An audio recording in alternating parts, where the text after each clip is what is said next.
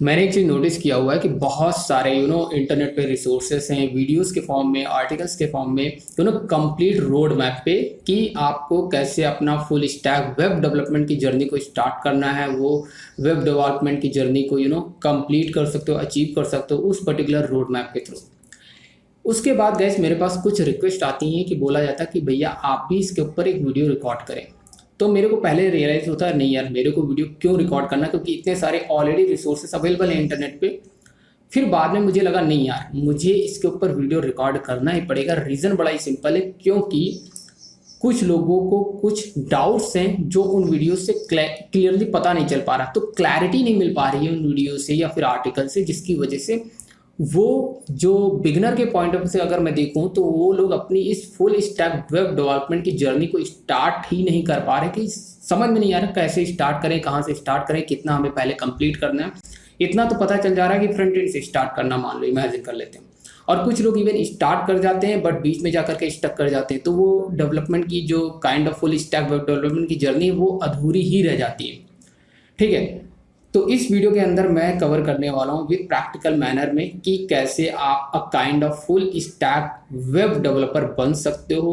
आप एक किसी भी वेब एप्लीकेशन को एंड टू एंड इंडिविजुअली आप क्रिएट कर सकते हो। एंड टू एंड क्रिएट करने का मतलब यहाँ पे एक चीज़ और मैं बताना चाहूँगा, मैंने kind of full stack web developer क्यों बोला, क्योंकि रीज़न बड़ा ही सिंपल है। कोई भी कंप्लीट फुल स्टैक डेवलपर नहीं हो सकता, और इस पर्टिकुलर स्टेटमेंट से मैं टोटली डिनाई करता हूँ। उसके पीछे रीज़न बड़ा ही सिंपल है। हो सकता कोई बहुत बड़ा तुर्रम खाओ उसने कर रखा हो, लेकिन मेजॉरिटी मैं बोल सकता हूँ कि ऐसा बहुत ही मुश्किल है, क्योंकि रीज़न है इसके पीछे है जो कि मैं अभी प्रूफ करने वाला हूँ कि जब कोई बंदा इंडिविजुअली एंड टू एंड किसी वेब एप्लीकेशन को कंप्लीटली बिल्ड करता है, तो कहने का मतलब तीन मेजर एलिमेंट होते हैं या फिर पिलर्स होते हैं जिनको वो खुद कर रहा होता है। पहला है फ्रंट एंड, फ्रंट एंड को वो खुद मैनेज कर रहा होता है, बैक एंड की कोडिंग वो खुद कर रहा होता है, और डेटाबेस में डेटा जो स्टोरेज का काम होता है वो कर रहा होता है। इन तीनों को जब वो इंडिविजुअली मिला करके एक वेब एप्लीकेशन को एंड टू एंड बिल्ड करता है तो उसको हम एक फुल स्टैक वेब डेवलपर बोलते हैं। A kind of full stack web developer बोल सकते हैं, नॉट कंप्लीट। अब नॉट कंप्लीट क्यों नहीं बोल सकते, उसके पीछे रीजन बड़ा ही सिंपल है। कोई बंदा किसी एक चीज़ में तो अच्छा हो सकता है, लेकिन इसका मतलब ये नहीं कि वो हर चीज़ में बहुत बेहतरीन हो, क्योंकि एक चीज़ में वो हो सकता है कि मास्टरी अचीव करने की कोशिश कर रहा हो, परफेक्शन अचीव करने की कोशिश कर रहा हो सकता है कि किसी एक चीज़ में वो बहुत अच्छा हो, या तो फ्रंट एंड में हो सकता है, या तो बैक एंड में हो सकता है, या तो डेटाबेस में हो सकता है। बहुत ही रेयर केस होंगे जो वो तीनों में अच्छा हो। तो क्या होता है कि फुल स्टैक जो वेब डेवलपर होता है वो क्या है कि जैसे मान लो कि बैकएंड में बहुत अच्छा है, लेकिन वो फ्रंट एंड की इतनी नॉलेज जानता है, इतनी सफिशिएंट नॉलेज उसके पास है कि वो फ्रंट एंड को मैनेज कर सकता है। इसका मतलब ये नहीं है कि फ्रंट एंड में उसने मास्टरी अचीव कर रखी, सीएसएस भी बहुत अच्छे से आती, जावास्क्रिप्ट भी बहुत अच्छे से आती। ऐसा नहीं हो सकता गाइस, ऐसा पॉसिबल नहीं है। ठीक है, और इसी तरह से डेटाबेस में हो सकता है या तो अच्छा हो, या तो फिर बैकएंड में या फ्रंट एंड में ना अच्छा हो। बस इतना पता है कि बैकएंड और फ्रंट एंड को कैसे मैनेज करना, उतनी इनफ नॉलेज होती है। कहने का मतलब हर एक इन तीनों पिलर की इनफ नॉलेज होती है, और किसी एक पिलर में वो बहुत अच्छा होता है। तो इसलिए मैं उसको कंप्लीट फुल स्टैक डेवलपर नहीं बोलता हूँ, a kind of full stack developer की कैटेगरी में रखता हूँ, और मैं खुद को भी उसी कैटेगरी में रखता हूँ। क्योंकि यार चीज़ें बहुत हैं, आप लर्न करते करते आपकी आत्मा पस्त हो जाएगी, इतनी सारी चीज़ें हैं। चलिए मैं यहाँ पे एक रोड मैप दिखाता हूँ। एक वेबसाइट है गाइस, roadmap.sh की। इसके अंदर आपको फ्रंट एंड बैक एंड सभी की मतलब रिएक्ट की सबकी ऑलमोस्ट आपको देखने को मिल जाएंगी, जो आपको यहाँ पे डैशबोर्ड पे देखने को मिल रहा है कि कंप्लीट जो रोड मैप की जो दिक्कत है वो यहाँ पे आपको देखने को मिल जाएगी। लेकिन आज इस वीडियो में मैं बताने वाला हूँ कि आपको एज अ बिगिनर कितनी चीज़ें लर्न करनी है और कितना आपको कवर करना है, कैसे स्टेप बाय स्टेप पढ़ना है और कितना पढ़ना है, वो सारी चीज़ें मैं कवर कर रहा हूँ ताकि आपको एक बेसिक आइडिया लग सके। ठीक है, तो सबसे पहले गाइस अगर इस पर्टिकुलर फ्रंट एंड की जर्नी को देखें कि फ्रंट एंड के अंदर कितना कुछ है, तो गाइस आपको इस डायग्राम से अंदाजा लगेगा कि डायग्राम इतना बड़ा है तो एक्चुअल में इसमें कितनी सारी चीज़ें आपके लिए होंगी। तो मतलब फ्रंट एंड में ही बहुत सारी चीज़ें हैं, आप फ्रंट एंड में ही आपकी आत्मापस्त होने वाली है। तो ऐसा तो हो ही नहीं कि फ्रंट एंड आप पूरा कंप्लीट करोगे फिर बैक एंड पे जाओगे तो फिर ये ज़िंदगी ख़त्म हो जाएगी, ज़िंदगी छोटी पड़ जाएगी आई मीन। ठीक है, तो जैसे कि गाइस यहाँ पे देख सकते हो इंटरनेट, फिर एचटीएमएल के बहुत सारे सेक्शन, फिर सीएसएस, फिर जावास्क्रिप्ट, फिर उसके बाद वर्जनिंग कंट्रोल, फिर गिटहब बहुत सारे सिक्योरिटी के बारे में, फिर बहुत सारी चीज़ें एनपीएम यान मतलब पैकेज मैनेजर के बारे में आपको देखना होगा, एचटीटीपीएस, ठीक है, आर्किटेक्चर, CSS के प्रोसेसर्स, बहुत सारी चीज़ें आप यहाँ पे अंदाज़ा लगा पा रहे हो। फिर उसके बाद फ्रेमवर्क भी आपको देखने को मिल सकते हैं, रिएक्ट, एंगुलर, Vue.js लाइक, ठीक है। तो यहाँ पे इतनी सारी चीज़ें हैं कि आप खुद समझ पा रहे होगे कि कितना सब कुछ आपको लर्न करना है। और आप एक फ्रंट एंड डेवलपर बनने के चक्कर में मतलब फ्रंट एंड को सिर्फ कवर करने बैठोगे तो बहुत सारी चीज़ें। तो चलिए आज की इस वीडियो में मैं अपने एक्सपीरियंस के बिहाफ पे आपको समझाता हूँ कि कितना आपको कैसे लर्न करना है। सबसे पहले गाइस यहाँ पे जो मैं इंपॉर्टेंट चीज़ बताना चाहूँगा वो ये है गाइस, सबसे पहले आपको स्टार्ट करना है HTML से। ऑब्वियसली हम फ्रंट एंड को पहले कंसीडर कर रहे हैं, ऐसा कोई हार्ड एंड रूल नहीं है कि मतलब कि आपको पहले फ्रंट एंड के साथ जाना है देन बैक एंड के साथ जाना है या फिर उसके बाद डेटाबेस, ऐसा कुछ नहीं। आप बैक एंड स्टार्ट कर सकते हो, फिर फ्रंट एंड पे कुछ लोग आते हैं बाद में, ठीक है। तो ये कोई रूल नहीं है ऐसा, बट हाँ बिगिनर के पॉइंट ऑफ व्यू से अगर देखो तो फ्रंट एंड से स्टार्ट करना इसलिए इजी रहेगा क्योंकि आपको तुरंत आउटपुट देखने को मिल रहा होगा, रंग बिरंगा, कलरफुल। तो इससे क्या होगा कि आपका जो मोटिवेशन है आप चार्ज अप रहोगे और जल्दी जल्दी आप समझ पा रहे हो मेरा कहने का मतलब, मोटिवेट रहोगे। तो ऑब्वियसली तो इससे आप काम में लगे रहोगे। और बैक एंड में इनिशियली आपको थोड़ा पेन देखने को मिलेगा जिससे आप बहुत जल्दी डिमोटिवेट हो जाओगे। तो HTML में आपको कितने दिन देने हैं? तो यार मैं कहूँगा 4 to 5, इससे ज़्यादा दिन नहीं देने। HTML में बहुत ही बेसिक एलिमेंट्स है, इसके लिए मैं कोई अदर रिसोर्स नहीं रिकमेंड करूँगा। आप W3 स्कूल जा सकते हो या तो फिर आप ट्यूटोरियल्स पॉइंट, जो कि मैंने अपने टाइम पे देखा था, ट्यूटोरियल्स पॉइंट में एक PDF मिल जाएगी HTML की, उसको डाउनलोड करो। उसके अंदर जो एलिमेंट्स हैं उनमें बेसिक चीज़ें जो इंपॉर्टेंट है उनको कवर करो।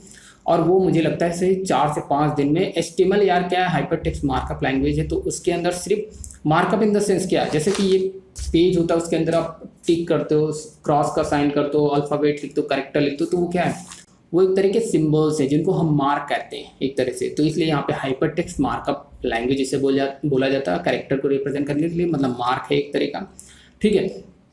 तो इसलिए मार्कअप लैंग्वेज बोलते हैं। अब 4 से 5 दिन लगेंगे। आप कितना आपको इसके अंदर पढ़ना सबसे इंपॉर्टेंट रोल है इस। चलिए मैं बताता हूँ सबसे पहले करना क्या। जब गाइस HTML आप पढ़ना स्टार्ट करोगे तो क्या होगा कि उसके अंदर मैंने कुछ टॉपिक आपके लिए यहाँ पे लिख रखे हैं कि क्या क्या आपको पढ़ना है HTML में, क्योंकि यहाँ पे मास्टरी आपको अचीव नहीं करनी। आपको इतना समझ लेना है कि कैसे आप एक बेसिक पेज डिज़ाइन कर पाओ, इतने आप कैपेबल हो जाओ, वो सफिशिएंट होता है, ठीक है। बाद में ओवर द टाइम वो एक एक्सपीरियंस के बाद और भी चीज़ें इंप्रूव करते हो। ये एक दिन का काम नहीं होता, 1 महीने का 2 महीने का काम नहीं होता, टाइम लगता है यार। हमें भी टाइम लगा था, आपको भी टाइम लगेगा, लेकिन हाँ इसमें आप टाइम दोगे, धीरे धीरे साल भर का एक्सपीरियंस होगा, 2 साल का एक्सपीरियंस होगा, देन आप अच्छे हो जाओगे एक फुल स्टैक वेब डेवलपमेंट की जर्नी में, राइट। ओके, तो सबसे पहले यार आपको करना क्या HTML में, मैं यहाँ पे इतने जो टॉपिक है मैंने बोला है 4 से 5 दिन में, जो कि इनफ है, आप कर सकते हो, आराम से कर सकते हो, क्योंकि ये कोई बहुत बड़ा कॉम्प्लिकेटेड नहीं है, ठीक है। एक दिन में भी एक टॉपिक भी करोगे तो भी यहाँ पे 13 दिन हो रहे हैं, बट 13 दिन नहीं लगने वाले हैं, ठीक है, क्योंकि बहुत छोटे भी कुछ टॉपिक है जो कि आप यहाँ पे 3 टॉपिक और एक दिन में ही खत्म कर दो। यहाँ पे मैंने ये सेक्शन डिवाइड कर रखा है, लेकिन आपको 4 से 5 दिन से ज़्यादा नहीं लगेगा, आई गारंटी यू। अगर आप पढ़ने वाले बच्चे हो, अगर फट्टेबाजी कर रहे हो तो अलग बात है, ठीक है। तो सबसे पहले HTML बेसिक्स की बात करूं, जिसमें H1 टैग होंगे, हेडिंग टैग, H2 6, उसको आपको कवर करना, paragraph tag, span tag, BR tag, HR tag, pre tag, जिसमें कोड लिखते हो, ठीक है। तो ये बेसिक से टैग हो गए, ये आपका with in half an hour कुछ घंटों में कवर होने वाला, कोई बड़ी बात नहीं है, ठीक है। ईमानदारी से देखोगे उसका आउटपुट आपको HTML पे ब्राउजर पे देखने को मिल जाएगा, तुरंत समझ में आ जाएगा। उसके बाद HTML के एट्रीब्यूट जो कि काफ़ी इंपॉर्टेंट है, ID, टाइटल, क्लास, स्टाइल, ये एट्रीब्यूट कुछ मेजर एट्रीब्यूट हैं जो कि HTML एलिमेंट्स के साथ यूज़ कर रहे होते हैं। और एग्जांपल के तौर पे अगर मैं यहाँ पे दिखाऊँ F12 करके, जैसे ये देखो ID एट्रीब्यूट है, अगर इसके अंदर ना भी दिखाऊँ मैं, यहाँ ड्यू में दिखाता हूँ, जैसे कि देख सकते हो ये ID एट्रीब्यूट है, ID की इस पर्टिकुलर ड्यू की एक ID दी गई है, तो this is a ID attribute, ठीक है। इसी तरह से यहाँ पे देख सकते हो क्लास एट्रीब्यूट है, और हेड के अंदर जाओगे तो यहाँ पे बहुत सारे एट्रीब्यूट होते हैं, मतलब हर एलिमेंट के एट्रीब्यूट होते हैं। स्टाइल एट्रीब्यूट भी होगा, यहाँ पे नहीं है पैरल, जिसको इनलाइन स्टाइल बोलते हैं, राइट। तो ये चीज़ें आपको यहाँ से कवर कर लेनी है। इतना करने के बाद गाइस आपको हाइपर लिंक्स देखना होगा, जो कि आप क्लिकेबल होते हैं, क्लिक करो तो किसी एक URL पे चले गए, ठीक है। हाइपर लिंक मतलब एंकर टैग ऑब्वियसली, ठीक ठीक है, जिसमें आपको एब्सोल्यूट और रिलेटिव यूआरएल के बारे में देखना होगा, क्या होता है डिफरेंसेस वो समझना होगा, ये बहुत ही बेसिक है। उसके बाद HTML, अच्छा अगर मैं समझाने के पॉइंट ऑफ व्यू से बताऊं, जैसे कि कहीं कोई बटन है, लेट से ये, इसके ऊपर क्लिक करोगे तो कहीं जाओगे, तो ज़रूरी नहीं कि ये एक एंकर टैग हो। देख लेता हूँ क्या है, ऑब्वियसली ये एंकर टैग है, you can see here guys, तो ये एक एंकर टैग है। तो इसके ऊपर क्लिक करोगे तो क्लिक करके किसी एक डिफरेंट रिसोर्स पे चले जाओगे, राइट, या डिफरेंट पेज पे जाओगे, जैसे कि यहाँ पे href में दिया हुआ है, ठीक है। तो ये आपका HTML का हाइपर लिंक हो जाएगा। उसके बाद HTML के फॉर्मेटिंग कुछ इंपॉर्टेंट टैग्स हैं, वो आपको पढ़ लेना, बोल्ड, इटैलिक, अंडरलाइन, स्ट्राइक, ये सारे टैग्स है। सुपर सब गाइस जैसे कि 2 द पावर 5, ठीक है, इसी तरह से सब, तो ये सुपर और सब स्क्रिप्ट वाले टैग आपको देखोगे करके तो आपको समझ में आ जाएगा क्या डिफरेंसेस है। ये मेजर है, इतना खत्म हो गया कुछ घंटों में, हम कह रहे हैं 1 दिन में ख़त्म हो जाना है, कोई बड़ी बात नहीं, 2 दिन ले लोगे मैक्सिमम। उसके बाद inline versus self closing tag. Inline और सेल्फ क्लोजिंग टैग क्या होता है, एक आपका BR टैग जो कि सेल्फ क्लोजिंग होता है, self closing in the sense let say कि आपका BR या फिर HR हो गया, जो पहले यहाँ पे खुद से ऐसे क्लोज किया जाता था, अब तो ये लगाना भी नहीं पड़ता है, ना कि BR में भी नहीं लगाना पड़ता, अदरवाइज पहले यहाँ पे सेल्फ क्लोजिंग लगानी पड़ती थी।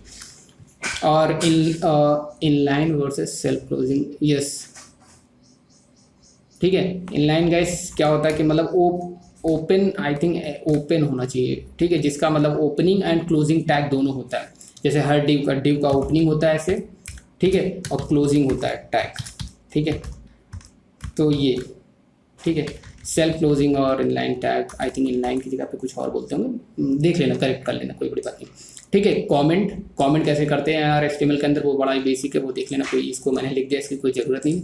और HTML इमेज कैसे लगाते हैं, दैट इज़ वेरी इंपॉर्टेंट। जैसे ये अगर आपको देख रहे हो तो ये पूरी अपने आप में एक इमेज है, ना कि कुछ और, ठीक है। जैसे कि ये देख सकते हो इमेज टैग है, जिसके अंदर उसका SRC दिया गया है और इमेज की स्टाइलिंग दे दी गई है, तो ये इमेज हो जाएगा। उसके बाद table tag which is very important, table के फॉर्म में डेटा को रिप्रेजेंट करना है, टैबुलर के फॉर्म में, तो वहाँ पे आप ये कर सकते हो। HTML लिस्ट, OLUL, इनके थ्रू आप क्या कर सकते हैं, एक मेन्यू बार भी बना सकते हो, राइट, इन्हीं की मदद से बनता है गाइस।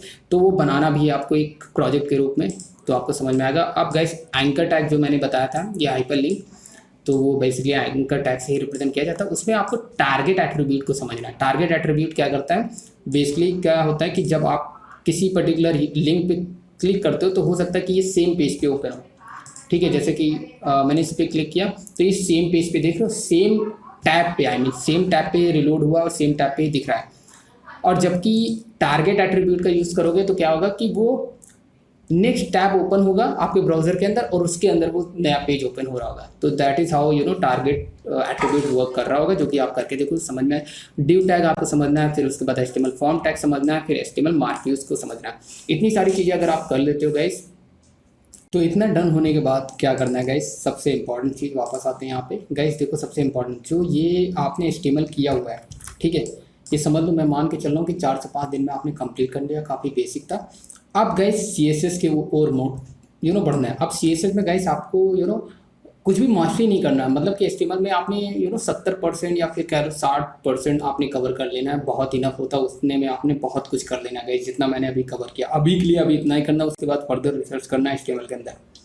अब गाइस CSS में जब आप काम करना स्टार्ट करोगे तो CSS को सेपरेटली लर्न मत करना, क्योंकि टाइम वेस्टिंग है। अब क्या, जो कुछ भी मैंने यहाँ पे डिस्कस किया है वो है ये सारा HTML, इसी के साथ आप कॉम्बिनेशन के साथ इसके ऊपर CSS अप्लाई करके रिजल्ट देखना, थोड़ा सा सुंदर बनाने की कोशिश करना इस HTML को, ठीक है, थ्रू दी CSS। तो उस सिनेरियो में आप साथ ही साथ CSS सीख रहे होंगे, जो बेसिक चीज़ें आपको, कलर रेड कैसे करना है, ब्लू कैसे करना है, मार्जिन कैसे देना है, जैसे लेफ्ट पैडिंग, मार्जिन, ये सब आपको बेसिकली समझना है, विथ, हाइट, ये सब मैनेज करना आपको धीरे धीरे समझ में आने लगेगा। CSS विथ HTML करना है, मतलब कि इस बार क्या करना होगा, HTML करने के बाद उसी HTML पे CSS अप्लाई करके HTML प्लस CSS सीख रहे होगे। तो ये कुछ दिनों में आप कर सकते हो, ठीक है। अब HTML CSS करते ही करते साथ ही साथ आपको क्या करना है गाइस, ये जो 3 सेक्शन मैंने कवर किए, ये आपको HTML विथ CSS जब आप कर रहोगे तो ये फर्दर टॉपिक आप कवर कर रहोगे। HTML हेड, जिसमें आपको लिंक, स्क्रिप्ट, मेटा ये आपको समझ में आएगा। लिंक इसलिए मतलब कि एक्सटर्नल जेएस फाइल आपको कैसे अपनी फाइल के अंदर ऐड करनी, स्क्रिप्ट फाइल को कैसे जेएस फाइल को, एक्सटर्नल जेएस फाइल को कैसे ऐड करनी हेड सेक्शन में। जैसे कि गाइस यहाँ पे अगर मैं 12 करके दिखाता हूँ तो यहाँ पे बहुत सारी देख सकते हैं एक्सटर्नल फाइल्स यहाँ पे ऐड की गई हैं, जिसमें एसआरसी में मेंशन की गई स्क्रिप्ट फाइल्स। इसी तरह से लिंक की बहुत सारी होंगी, जैसे कि यहाँ पे आप देख सकते हो, ठीक है, जैसे लिंक टैग, ठीक है। तो यहाँ पे आप CSS की फाइल बेसिकली आपको ऐड करनी होगी, तो वो आप देखोगे आपको समझ में आ जाएगा। तो ये काम हो गया। उसके बाद यहाँ पे HTML स्टाइल में आपको ये समझना होगा, एक होता है इंटरनल CSS, एक होती है एक्सटर्नल CSS, एक होती है inline CSS। Inline CSS basically क्या होती है, जो एलिमेंट के ऊपर स्टाइल एट्रीब्यूट होता है उसी में CSS अप्लाई कर रहे होते हैं, उसी पर्टिकुलर टैग के अंदर ये CSS अप्लाई कर रहे होते हैं, उसको इनलाइन CSS कहते हैं। और इंटरनल CSS क्या होती है, जो कि आप HTML डॉक्यूमेंट फाइल के अंदर जो हेड सेक्शन होता है उसी के अंदर जो स्टाइल टैग होता है उसी के अंदर जब आप CSS अप्लाई कर रहे होते हो तो उसको हम कहते हैं, यहाँ पे कुछ है नहीं तो मैं दिखाता, हेड, ये देख सकते हैं हेड बॉडी के हेड के अंदर एक स्टाइल टैग होता है, उसी के अंदर जब आप CSS अप्लाई करते हो तो उसको बोलते हैं इंटरनल CSS, राइट। और एक्सटर्नल CSS मतलब .css फाइल की एक सेपरेट फाइल क्रिएट कर दो, उसके अंदर आप CSS लगो, तो वो होती है आपकी एक्सटर्नल CSS। उसके बाद CSS के सेलेक्टर जो कि बहुत इंपॉर्टेंट है, ID selector, class selector, tag, attribute, so these are important thing. इतना कवर करने के बाद समझ लो आपका HTML CSS कंप्लीट हो गया। इतना इनफ है गाइस, मैं गारंटी देता हूँ इतना इनफ होता है बिगिनिंग में। उसके बाद आप अपनी चीज़ों को और चीज़ें लर्न करने की कोशिश करना, कंफ्यूजन मत करना अपने लिए, ठीक है, कंफ्यूजन मत क्रिएट करना, इतना सफिशिएंट होगा, ठीक है। इतने में आप अच्छी खासी वेबसाइट बना पा रहे होगे, ठीक है। अब इतना करने के बाद गाइस जो सबसे इम्पॉर्टेंट पॉइंट है कि इसमें आपको सबसे इम्पॉर्टेंट जो मेजर पॉइंट मैं बताना चाहता हूँ कि जब आप HTML कर रहे होगे तो इसको सेपरेटली करने के साथ साथ, मतलब सेपरेटली ये नहीं कि आपने इतना सब कुछ किया, आपने 15 दिन लगा दिए, उसके बाद फिर आप प्रोजेक्ट कर रहे हो, नहीं। जब आप इतना कर रहोगे, पहले HTML जब कर रहोगे, जब इतना कंप्लीट हुआ होगा, जो कि कुछ 4 से 5 दिन लगने वाले हैं, 4 से 5 दिन लगने के बाद इसी HTML की हेल्प से आप कुछ इंपॉर्टेंट प्रोजेक्ट क्रिएट कर सकते हो। लेट्स से कि चेस बोर्ड क्रिएट कर सकते हो, क्रिएट मेन्यू कर सकते हो, स्टैटिक मेन्यू क्रिएट कैसे करते हैं, लूडो कैसे क्रिएट करते हैं, with the help of HTML आप क्रिएट कर पा रहे होगे, ठीक है, बेसिक। उसके बाद जब CSS अप्लाई करोगे तो उसी लूडो को आप थोड़ा सा खूबसूरत बना पा रहे होगे, और चेस बोर्ड को अच्छे से खूबसूरत बना सकते हो, ठीक है। पहले तो नॉर्मल दिख रहा होगा चेस, उसमें जब CSS अप्लाई करोगे तो प्रॉपर दिख रहा होगा। जैसे मैं एग्जांपल के तौर पे आपको दिखा सकता हूँ, कुछ ऐसा दिखेगा, बहुत ही सिंपल सा बना लेना है, ठीक है। उसके बाद गाइस यहाँ पे आप आप लूडो बना सकते हो गाइस, यस। और यस, ये प्रोग्रेस बार आपको नहीं बनाना, हो सकता है स्टार्टिंग में जब बेसिक सा आप HTML बनाओ तो कुछ इस तरह से, मान लो चेस बोर्ड बना रहे हो बिना स्टाइल का तो ऐसा दिख रहा होगा। जब स्टाइलिंग लगाओगे ऑब्वियसली बिना स्टाइल के ये नहीं बन पाएगा, इस तरह से मार्जिन पैडिंग देना होगा। जब CSS भी सीख जाओगे तो इस बेसिक प्रोजेक्ट आप करना स्टार्ट कर दो, HTML, tic tac toe, chess board, ludo, menu बनाना ULLI की मदद से। तो these are the basic project. और सबसे इंपॉर्टेंट जो मैं कहना चाहूँगा गाइस, जब आप HTML CSS सीख जाओ, जो मेजर इंपॉर्टेंट प्रोजेक्ट वो है कि आप किसी वेबसाइट को उठा लो, उसके टेम्पलेट को देखो कि कैसा दिख रहा है, हूबहू उसको अपनी HTML CSS की मदद से बनाने की कोशिश करो। मतलब उनको इंस्पेक्ट करके उनकी एलिमेंट को कॉपी पेस्ट नहीं करना है, वैसे टेम्पलेट को सेम टू सेम बनाने की कोशिश करो। लेट्स से कि आप फेसबुक का लॉगिन पेज देखते हो तो आपको अच्छा लगता है, लेट्स से इमेजिन करो कि अच्छा नेट मैंने बंद कर दिया, कोई बात नहीं। फेसबुक का लॉगिन पेज जैसे दिखता है तो उसके अंदर साइड में राइट हैंड पे फॉर्म होता है, उसके बाद ऊपर एक टॉप बार होता है। तो वो बेसिक जो है आप क्रिएट करो, खुद टेम्पलेट बनाओ, और कोई कॉम्प्लिकेटेड एक टेम्पलेट लो, ठीक है, डाउनलोड कर लो उसका, बस उसका इमेज डाउनलोड कर लो, लेआउट, और उसको उसके header, borders, right, main section, सब फूटर सेक्शन, सब कुछ अपना डिज़ाइन करो, ठीक है। तो इससे आप अच्छा कर पा रहे होगे HTML CSS, ठीक है। ये इंपॉर्टेंट कुछ प्रोजेक्ट है।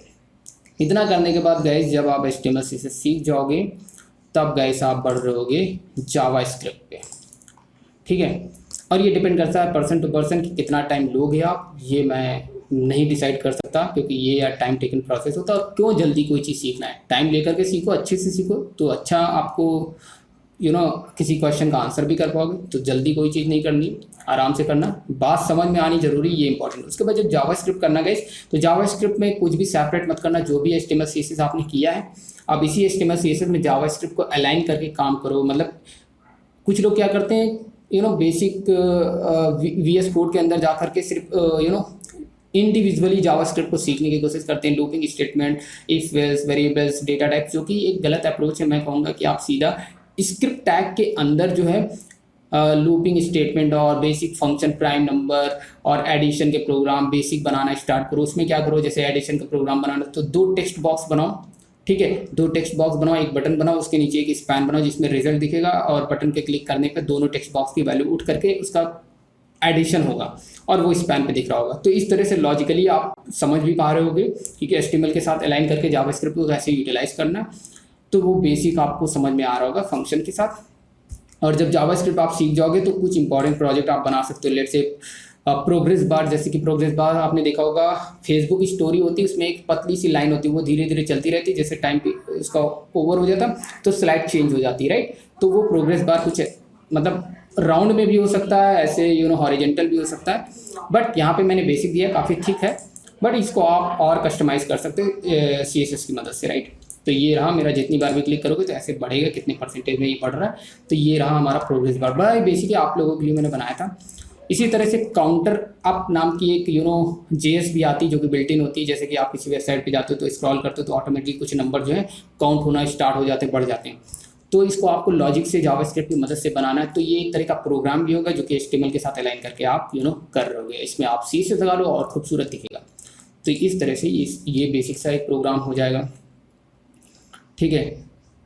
और उसके बाद एक बहुत इंपॉर्टेंट है गाइस, इसको देख के आपको बहुत अच्छा लगेगा। जैसे मार्क्यू आप देख सकते हो, मार्क्यू का यूज़ करना, क्योंकि आपको गवर्नमेंट प्रोजेक्ट में आपको ये मार्क्यू देखने को मिलता है, जो नोटिफिकेशन आती है, नई अपडेट्स आती, तो वो सेक्शन में ऐसे चल रहा होता है। तो ये मार्क्यू का यूटिलाइजेशन आपने करना सीख लेना है। एंड गाइस जो सबसे इंपॉर्टेंट है वो स्लाइडर, जो आपको बहुत सारी गवर्नमेंट प्रोजेक्ट में देखने को मिल जाएंगी गाइस। जो स्लाइडर्स होते हैं वो आपको इस तरह से दिख रहे होते हैं, जो ऑटोमेटिकली चल रहे होते हैं। ये बेसिक जावास्क्रिप्ट से बना हुआ है, JavaScript, HTML, CSS, that's it, ये इतना ही है। और ये आपका स्लाइडर चल रहा है। अगर गाइस मेरे से कहोगे तो मैं इस तरह की वीडियोस आगे ला भी दूंगा आप लोगों के कहने पे, बट ये आपको करना है। तो मैंने ये आपको ओवरव्यू दिया कि कैसे प्रोजेक्ट करना है जावास्क्रिप्ट, CSS और HTML करने के बाद, तो आपको बेहतर आइडिया हो जाएगा और हैंड्स ऑन प्रैक्टिकल एक्सपीरियंस भी हो जाएगा इस तरह के प्रोजेक्ट करते हो। और गाइस आप इसके अलावा क्या कर सकते हो, एक कैलकुलेटर डिज़ाइन कर सकते हो जिसमें अंदर 0 to 9 बटन होंगे, multiplication, division, plus, subtraction, equal to, decimal point, वो सारे बटन आप पहले बना लो। उसके बाद उसके ऊपर लॉजिक लिखो with the help of JavaScript. और एक ही कैलकुलेटर के अंदर जैसे कि मोबाइल के अंदर जो कैल्सी होता है, एक ही टेक्स्ट बॉक्स होता है, उसी के अंदर डिलीट हो रहा होता है, उसी के अंदर बैक स्पेस से डिलीट हो रहा होता है, उसी में रिजल्ट आ रहा होता है, उसी में इनपुट दे रहे होते हो। तो उस तरह से कस्टमाइज करके एक कैलकुलेटर बनाओ, ठीक है। GUI कैसे बनाना है, HTML, CSS की मदद से, लॉजिक कैसे लिखना है जावास्क्रिप्ट की मदद से। तो this is another your project, ठीक है। तो ये बेसिक से गाइस चीज़ें हो गई जो आपको करना है, ठीक है। एंड गाइस उसके बाद कुछ नहीं करना है। उसके बाद आपको जो नहीं करना है स्टार्टिंग में, सबसे इंपॉर्टेंट, कोई भी JS को टच नहीं करना, कोई भी फ्रेमवर्क को टच नहीं करना, कोई भी रिएक्ट लाइब्रेरी को भी टच नहीं करना है इन द बिगनिंग। पहले इतना ही करना है, HTML, CSS, जावास्क्रिप्ट। जब इतने में आपको कमांड हो जाए, इसके साथ आप गाइस कुछ रिसोर्सेज के बारे में बताना चाहूँगा। जैसे W3 स्कूल फॉलो कर सकते हो, ट्यूटोरियल्स पॉइंट फॉलो कर सकते हो। कोड पेन नाम की एक बहुत खूबसूरत उम्दा वेबसाइट है जिसमें आपको बहुत सारी चीज़ें मिल जाती हैं, प्रोजेक्ट मिल जाते हैं, आइडियाज़ मिल जाते हैं, तो वो आपको यूज़ कर लेनी है। इतना करने के बाद आपका फ्रंट एंड ऑलमोस्ट कवर हो गया। ज़्यादा मैं इसमें डिटेलिंग में नहीं करूँगा कि गिट भी सीखो, सिक्योरिटी भी सीखो, नहीं गाइस, ये सब नहीं करना है। बिगिनिंग में सबसे बड़ी गलती यहीं पे कर देते, बिगिनर के पॉइंट से अगर वीडियो कोई बना रहा है तो इतना ही बताए पहले, क्योंकि मैंने इतना किया था, मैं अपने एक्सपीरियंस के बेसिस पे बोल रहा हूँ। फिर बाद में आप रिएक्ट, एंगुलर, व्यू, JS सीख सकते हो। अभी भी आपको एजैक्स कॉलिंग नहीं सीखनी है, जैसन भले सीख सकते हो, ठीक है, वो सफिशिएंट है। एजैक्स के बाद जब जाना, जब बैकएंड में आप आ जाओ। अब बात करते हैं कि बैकएंड की बात करते हैं। बैकएंड में अगेन बहुत सारी चीज़ें, तो बैकएंड को मैं बहुत ही बेसिक तरीके से समअप करूंगा गाइस कि देखो बैकएंड आप पे डिपेंड करता है कि आपको किस तरह से करना है, किस लैंग्वेज में आपको कंफर्टेबल। और सबसे पहले ना कुछ लोग ना ईजीनेस के साथ बहुत जल्दी जाते हैं कि भाई PHP ईजी है तो PHP के साथ चले जाओ। क्यों जाना भाई, आपको कैरियर पर्सपेक्टिव भी सोचना है कि क्या हमें इसमें हमारा कैरियर ग्रोथ है। तो और सबसे इंपॉर्टेंट जो होता है वो इंटरेस्ट क्या है। अब हो सकता है बिगिनर हो तो इंटरेस्ट ना समझ में आए, लेकिन फिर आप कुछ फैक्टर को एनालाइज करो, उसके बिहाफ पे किसी प्रोग्रामिंग लैंग्वेज को चूज करो, फिर उसका एक फ्रेमवर्क लर्न करो। लेट्स से कि जावा, तो जावा आप पहले लैंग्वेज को अच्छे से लर्न करो, जो कि टाइम टेकन प्रोसेस है। कोर जावा अच्छे से लर्न करनी पड़ेगी। अगर पाइथन हो तो पाइथन सीखो, गो है तो गो सीखो, पीएचपी है तो पीएचपी सीखो, मतलब एक कोई लैंग्वेज सीखो। उसके बाद उसी के बिहाफ पे जो है बैकएंड की जर्नी आप तय करो, उसी लैंग्वेज से रिलेटेड फ्रेमवर्क टच कर रहे हो। लेट से जावा के लिए स्प्रिंग फ्रेमवर्क, पीएचपी के लिए कोऑर्डिनेटर, सिम्फोनी, लारावेल, कोई भी आप पिक कर सकते हो। उसके बाद पाइथन अगर करना है तो पाइथन के साथ जैंगो या फ्लास्क को यूज़ कर सकते हो, या फिर डॉटनेट में जाना है, लेट से किसी शार्प लैंग्वेज आपने सीखी, उसका एक एएसपी को सीख करके आप अपनी जर्नी को बैकएंड में ग्रो कर सकते हो। उसी पे फिर जॉब प्रोफाइल भी आप उसी से मतलब रिलेटेड फिर एक्सप्लोर करो, इधर उधर भटको मत। इसीलिए बिगिनिंग में जो चूज करो सटीक चूज करो, ईजीनेस के चक्कर में मत जाओ। तो गाइस ये बात समझ में आ गई कि आपको क्या क्या सीखना है। सबसे पहले फ्रंट एंड में आपको HTML कवर करना है, फिर CSS, फिर HTML CSS को कॉम्बिनेशन के साथ कुछ प्रोजेक्ट करने हैं। उसके बाद फिर जावास्क्रिप्ट, फिर जावास्क्रिप्ट और HTML CSS के साथ कुछ प्रोजेक्ट करने हैं, जो कि मैंने डिस्कस कर दिया है। ठीक है, ये करने के बाद गाइस आपको बैकएंड में कोई एक लैंग्वेज स्पेसिफिक चूज करनी है as per your career growth, जो कि आपको पहले डिसाइड कर लेना है। उसके बाद उसमें घुसना है ताकि आपका टाइम वेस्ट ना हो, फिर बाद में आप वापस आते हो कि नहीं आप जावा सीखनी चाहिए। ठीक है, तो ऐसा मत करो, पहले ही डिसाइड करो क्लियरली। ठीक है, उसके बाद उससे रिलेटेड एक फ्रेमवर्क पिक करो। उसके बाद उसमें बहुत सारी चीज़ें एक्सप्लोर कर सकते हो। लेट से कि आपको अगर जावा डोमेन में जाना है तो जावा से रिलेटेड मेरे यूट्यूब चैनल पे बहुत सारा कंटेंट मिल जाएगा आपको। उससे related spring framework, spring boat, security, micro services, सारी चीज़ें आपको मिल जाएंगी मेरे चैनल पे। वहाँ पे आप चीज़ें लर्न कर सकते हो इन डेप्थ। उसके बाद गाइस बचता है डेटाबेस। तो डेफिनेटली आपको डेटाबेस में आपको सबसे इंपॉर्टेंट मैं बात करूंगा, लोग आजकल नो एसक्यूएल बहुत कर रहे हैं, बट स्टिल मैं कहूँगा पहले आप रिलेशनल डेटाबेस से जर्नी स्टार्ट करो, फिर no SQL database late say कि मोंगो को लर्न करो, फिर उसके बाद कर सकते हो। क्योंकि वहाँ पे आपको टेबल के बीच में रिलेशनशिप, फॉरेन की, प्राइमरी की, कैंडिडेट की, यूनिक की, ठीक है, इंडेक्सिंग, ये सब आपको बेसिक आइडिया हो जाएगा। थोड़ा बहुत परफॉर्मेंस ट्यूनिंग, जो कि एडवांस टॉपिक है, मत पढ़ना, मैं ये नहीं कहूँगा, लेकिन व्यू आप पढ़ना है, कर्सर पढ़ना है, आपको प्रोसीजर पढ़ना है, फंक्शन पढ़ना है। ठीक है, और ये सब, और जैसे कि मैक्स मीन, ये बेसिक जो फंक्शन होते हैं उसको क्या बोलते हैं यार, मैं भूल गया। ठीक है, तो एग्रीगेट फंक्शन, राइट, तो इनको पढ़ना है गाइस। तो आप ऑलमोस्ट क्या है कि, और इनको पढ़ना ऐसा नहीं कि इंडिविजुअल पढ़ो, जब इंटरव्यू की प्रिपरेशन करते हैं तब इंडिविजुअल लोग पढ़ रहे होते हैं, आप पैरेलली जो है एक प्रोजेक्ट बना रहे हो। ठीक है, क्योंकि जब फ्रंट एंड कवर कर लिया तो आप क्या करो, जब बैक एंड आप लर्न करो तो आप क्या बैक एंड और फ्रंट एंड को अटैच करो। ठीक है, उसके थ्रू जो CRUD ऑपरेशन बना करके डेटाबेस में वो डेटा स्टोर करो। तो that is how you are actually learning something, right. तो ये एक दिन का काम नहीं है, एक महीने का काम नहीं है, इसमें लगता है थोड़ा सा टाइम, लेकिन जब फ्रंट एंड आप सीख जाते हो तो वो स्टैटिक से आपको डायनेमिक एप्लीकेशन बनाने के लिए आपको बैकएंड का यूज करना होगा, और बैकएंड से किसी परमानेंट डेटाबेस में वैल्यू स्टोर कराना होगा, तो आपको डेटाबेस यूज करना होगा। जैसे कि मेरा एक बहुत ही सिली क्वेश्चन था इन द बिगिनिंग, मैं सोचता था लाइक बटन पे जो फेसबुक पे होता है, लाइक करता हूँ तो उसके नंबर बढ़ जाते हैं, तो मैं HTML में करता था यार, जावास्क्रिप्ट से उसका काउंटर तो बढ़ा देता था, जब पेज रिफ्रेश होता था तो वैनिश हो जाता था, तो मेरे को समझ में नहीं आ रहा था। तो फिर बाद में पता चला कि ये भाई ये डेटाबेस में स्टोर होता है, और जब वो रिलोड होता है तो डेटाबेस में जो इंक्रीमेंट वैल्यू है वो वापस आती है और यहाँ पे पेज पे दिख रही होती है। मतलब ये मैं अपनी टाइम की बात कर रहा हूँ, इस तरह से मैं सोचता था। तो ऐसे ही कोई एप्लीकेशन देखो, उसके बारे में सोचना स्टार्ट करो, थिंक करो, उससे रिलेट करके वैसा पर्टिकुलर सेक्शन को एक बना के देखो, यूनिक की इंटायर एप्लीकेशन बनाने की कोशिश करो। पहले जो सेक्शन आपको दिख रहा है, जैसे फेसबुक में स्टोरी आपको क्रिएट करना है तो HTML CSS की मदद से स्टोरी बनाओ, उसको फिर देखो जावास्क्रिप्ट का लॉजिक लगा के, बैकएंड का लगा के कैसे वो चीज़ कर सकते हैं, राइट। तो ये था guys full stack web development से रिलेटेड रोड मैप, नहीं कहूँगा ये गाइडेंस था गाइस, रोड मैप पे ऑलरेडी वीडियोस हैं। तो गाइस मैं यही कहूँगा जाते जाते, शॉर्टकट का कोई सब्स्टिट्यूट, मेहनत के लिए मेहनत ही करनी पड़ेगी, उसका कोई शॉर्टकट नहीं होता है। तो यार क्यों जल्दी सीखना है, कहाँ पे जाना है, राइट, आराम से सीखो। एक कोट है guys, slow is fast, fast is slow. तो मतलब जो बंदे फास्ट भागते हैं उनको बाद में वापस आकर के चीज़ें देखनी पड़ती है। तो स्लो चलो, अच्छे से करो, फिर पीछे मुड़ के देखना नहीं पड़ेगा। तो slow is fast, fast is slow. तो that is how you are actually learning something. And guys मुझे भी टाइम लगा, आपको भी टाइम लगेगा, लेकिन एट द एंड आपको कॉन्फिडेंस होगा, और वो कॉन्फिडेंस नहीं होगा। तो गाइस इस वीडियो में इतना ही, लाइक कर देंगे बस। हम सब पापा टेक केयर, मिलते हैं नेक्स्ट वीडियो में। Thanks for watching.